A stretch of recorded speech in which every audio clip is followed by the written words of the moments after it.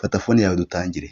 Ese wari ubizi ko ushobora gukura amafaranga yawe kuri Tigo Cash ukayashyira kuri MTN Mobile Money, cyangwa se wenda Airtel Money yawe ukayakuraho ukashyira kuri Mobile Money, wenda igihe bibaye ngombwa ko ugira ikibazo cy'uko amafaranga agushiranye kuri Mobile Money, wayakura kuri Airtel Money ukayashyira kuri MTN Mobile Money.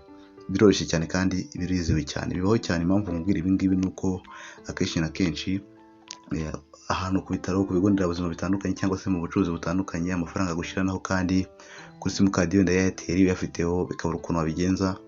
Ndaje nkwereka ukuntu wabigenza mu buryo bworoshye cyane kandi bwihuse, mu buryo bunoze. Icya mbere ukeneye no kuba ufite amafaranga kuri Airtel Money cyangwa se Tigo uyafiteho nyine kuri simukadi. Icya mbere ukora ni iki ngiki: urakanda akanyenyeri 182 akanyenyeri, cyangwa se wenda turekere ushyireho urwego. Ufitemo simukadi yawe ari yose birakunda cyane. Mbere yuko nkora ibi ngibi amanze nkubwira iki ngiki. Mbere na mbere ufite simukadi ya MTN wemerewe kohereza amafaranga kuri Tigo Cash cyangwa se Airtel Money, cyangwa se ufite kuri Airtel Money wemerewe kohereza kuri Mobile Money none uyakuye kuri simukadi ya Airtel Money. Biroroshye cyane, biterwa na simukadi nyine ushaka kuyatransferaho mu buryo bworoshye cyane. Reka nkwereke ukuntu bigenda rero. Icya mbere, niba wenda tuvuge ugiye kuyakura kuri Mobile Money ugashyira kuri Airtel Money, icyo urakora pana mitiyu, kuko mitiyu n'ubundi buryo nabwo ndabubereka nta kibazo. Icya mbere, niba ugiye kuyakura kuri Mobile Money ugashyira kuri Airtel Money, urakanda akanyenyeri 182 urwego, wemeze simukadi ushaka kuyashyiraho. Ubwo barakubwira ngo ohereza amafaranga, urakanda rimwe. Barakubwira ngo ohereza kuri eCash, ohereza kuri Momo. Ubwo icyo urakora urakoresha eCash. Ubu ni kabiri. Ugiye kwishyira kuri simukadi ya Airtel Money, barakubwira ngo shyiramo nimero ya telefone ushaka koherezaho. Nyine tuvuge ugiye gushyiramo 07 wenda tuvuge 3 5 2 8 6 4 6 3 twemeze turebe. Wenda ngiye nyine ibyo nkoze nuko simukadi yanjye ifite ikibazo, ntabwo byakunda, ariko wowe bita bikunda cyane. Bahita bakoza amazina ukayareba, wasanga ariyo ugashyiraho amafaranga. Wamara gushyiraho amafaranga yawe, ubundi ugahita ugira iki, ugahita ubyemeza. Amafaranga yajya kuri Airtel Money. None ugiye kuyakora kuri Airtel Money none ugashyira kuri Mobile Money, urakanda akanyenyeri 182 ukanyeri gakoreho, ugakanda urwego ukemeza, n'ubundi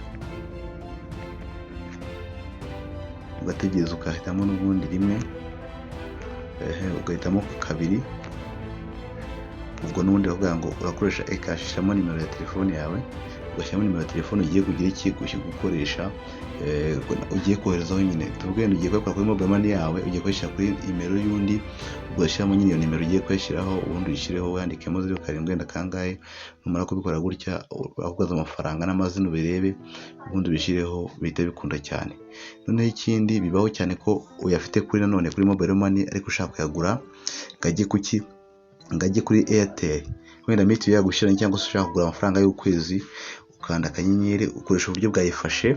Biroroshye cyane. None ukanda akanyenyeri, nakubwiye ngo nyine igihe mega zagushiranye ugiye kugura izindi megabyte, ukoresha uburyo bwayifashe. Nabwo ndaje mbere ukuntu bukora. Bibaho cyane ko ukenera kugura amayinite avuye kuri Mobile Money, cyangwa se nanone ukayagura uyakuye kuri Airtel Money uyashyira kuri Mobile Money. Byose birakunda cyane kandi uburyo burihuta ni bumwe. Ukanda akanyenyeri 6 2 urwego, ukemeza, ugahitamo simukadi, ugahitamo rimwe, ugakanda rimwe, nanone ugashyiramo nimero ya telefone ushaka kugira ngo ugure mitiyu. Ibi ngibi ni mitiyu, ntabwo ari amafaranga ajya kuri Momo cyangwa se Airtel Money, ni mitiyu ugiye kugura. Ugashyiramo nimero ya telefone yawe, iyo hari hejuru irimo nshatse ndatanganda yesi 07 3 5 2 8 6 4 6 nk'uko mureba hari hejuru, ugahita wemeza. Bakakubaza amafaranga ugiye gushyiraho, ugashyiraho amafaranga ushaka. Wamara kuyashyiraho, ugashyiraho umubare, ugategereza nyine akantu k'SMS baguhereza, ugashyiraho umubare w'ibanga wawe, bikaba birarangiye cyane. Ubwo buryo rero wakoresha uburyo bworoshye cyane. Na Airtel niko ubigenza, ni 6 6 2 urwego, ubundi ukemeza. kuri simukadi ushaka, biterwa nyine na simukadi ushaka gukoresha icyo gihe. Ibintu byaroroshye cyane, ntabwo bikigoranye na gatoya, nibwo buryo wabikoramo ku mpande zombi. Ugize ikintu udasobanukiwe rero ukanyandikira muri komenti, ubundi tukavugana akubwira ukuntu wabigenza mu buryo bworoshye cyane. Nibagirwe gukanda subscribe, ikandeho kandi na like kugira ngo tujye tubana umunsi ku munsi. Ciao ciao, reka tuzasubira ubutaha. Channel yitwa Smart Hub Tech One. God bless.